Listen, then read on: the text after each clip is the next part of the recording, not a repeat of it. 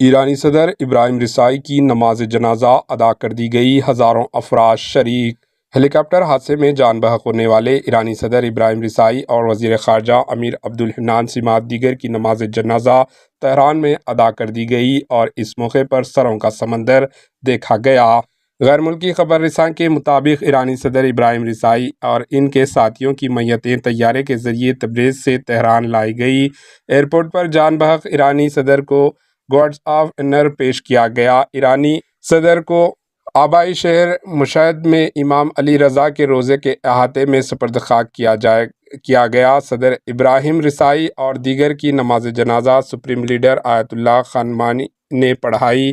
نماز جنازہ میں ہزاروں لوگوں نے شرکت کی، جن میں متحدہ ممالک کے رہنما بھی موجود تھے۔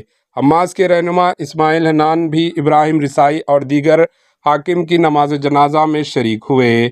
گزشتہ روز 21 مئی 2024 کو ابراہیم رسائی اور دیگر کی آخری رسومات کی ادائیگی کا سلسلہ تبریز سے شروع ہوا تھا۔ ہزاروں سوداگر شہری تبریز کے سڑکوں پر موجود تھے، جہاں ایرانی حاکم نے صدر رسائی کے حوالے سے تقریریں کیں اور تمام افراد نے اس موقع پر ان کے لیے دعا بھی کی۔ اس موقع پر ایرانی شہریوں کے ہاتھوں میں صدر رسائی کی تصاویر تھی۔ تہران سمات ایران کے مختلف شہروں میں صدر رسائی سمات جان بحق ہونے والے افراد کے بینرز بھی سڑکوں پر لگائے گئے۔ Bureau report, AHN news.